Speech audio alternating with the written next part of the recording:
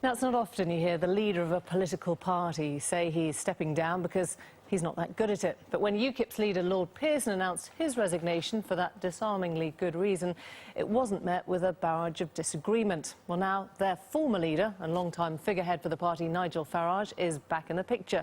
He says he'll stand again after failing to gain a Westminster seat in the general election. UKIP has kicked off the party conference season. They're in Torbay this weekend, from where Mr Farage will join me in a moment. But first, some images from UKIP's last year. We think that when it comes to the economy, it really is time for some straight talking. Frankly, we're skinned. I get completely lost with the squillions and the billions and the trillions, and I imagine some of your viewers do as well. Can you get a vote for me? Right, OK. Have you read your manifesto? Of course. Really? Yeah. You don't seem very familiar with it. I haven't remembered it all in detail. The Speaker, John Bercow, comfortably saw off a challenge from some independents, and UKIP's Nigel Farage, who escaped serious injury in a plane crash yesterday.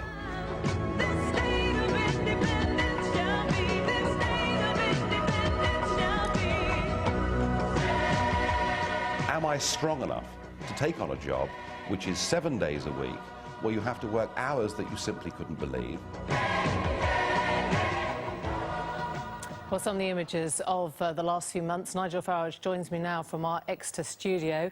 Thanks for joining us, Nigel Farage.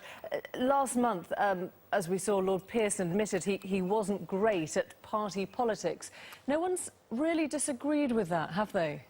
Listen, Lord Pearson's a wonderful man. He's been in the House of Lords since 1990. He's honest, he's straight. He's succeeded in many things in his life, in business, in charity, and in terms of UKIP. He was good at raising money. He was good at putting structures in place. He didn't enjoy the party politics game, and he had the guts to stand up and say it. And isn't that a refreshing change in politics today, where hardly anybody else ever admits they've got anything wrong at all? So a fundraiser maybe rather than a leader, but I mean, when you look back at that campaign, you know, a leader who said on air in an interview that he couldn't actually remember the policies very much, and of course the party failing to gain even one seat. Do you look back at that campaign and say, OK, hands up, it was a bit of a disaster? Well, look, you know, we increased the number of votes we got by 50% on the previous general election. That was progress. We could have made more, but that's the past. And now what we're talking about is moving forward. You know, we're a party that does very well in proportional representation in European elections. We came second in 2009 across the entire UK, and now we face next year Welsh, Scottish, Northern Irish and English local elections. We've got a lot to do. Sure, but you know, the fight, the bit where you're really recognised is going to be in a general election, and if you look back, I mean, I guess in the spirit of candour, which your party's pretty good at the moment, you might say, you know what, Buckingham was the wrong seat to pick. I came third behind a... Look, in life, you know, the easy option is to do nothing. I tend to take risks. Perhaps I take rather too many. I get some things right, I get some things wrong. That's fine. But I've decided today to throw my hat into the ring because I believe I've got the experience. I believe I'm able to deliver the kind of messages that UKIP voters want to hear. I've got the track record of raising money for the party in the past, and I'm going to try and have another go. I don't know if there's a sort of Rip Van Winkle feeling here that, you know, last time you were leader of UKIP, the world was a very different place. Politics has changed now beyond all recognition, and there is that sense that sort of UKIP is still just looking at the same single issue. It's in danger of you know, being in the same pub with the same pipe, looking a bit old-fashioned, isn't it? Well, I don't know about that. I mean, your previous report about the crackpot idea that perhaps the European Union will impose a Tobin tax upon the City of London and cause financial mayhem and job losses for us just goes to prove the point that far from being a single issue, you know, there is no aspect of our national life that is not now affected directly by EU membership. Over 75% of our laws are made there. It really is the elephant in the room of British politics. We ought to talk about it, and above all, the British people ought to have a referendum about it. And that is not diminishing, it's growing. The trouble is, though, now, but you know, the Tories are arguing that line, or will be arguing that line in Brussels. No, they're not. And Labour's got a new leader.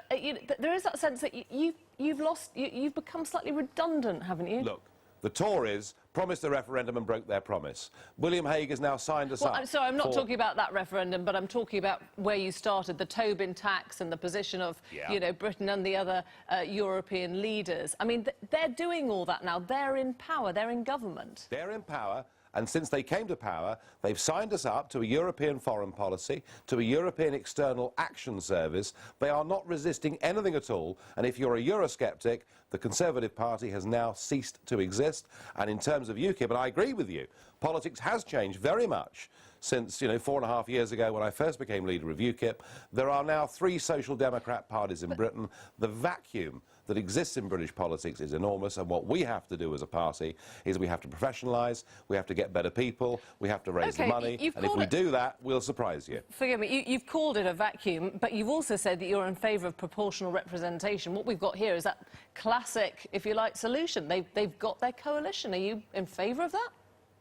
I don't... Listen, it is becoming increasingly irrelevant who gets the keys to the door to number 10, because whilst they have the position, in reality, they don't have the power. We've given that away. And that is something that people are waking up to and are understanding, and it's why we will fight and fight and fight in local elections, in general elections, until the British people are given a free and a fair referendum so that they can decide their own future. And is it increasingly irrelevant who wins the Labour leadership next month? Yeah, because, the Labour Party will choose somebody who is virtually indistinguishable in terms of background and policy from Clegg and Cameron. So who would be your biggest fear?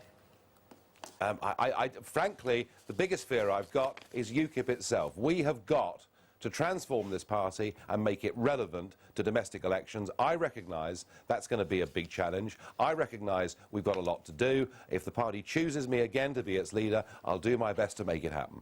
Nigel Farage, thanks very much indeed.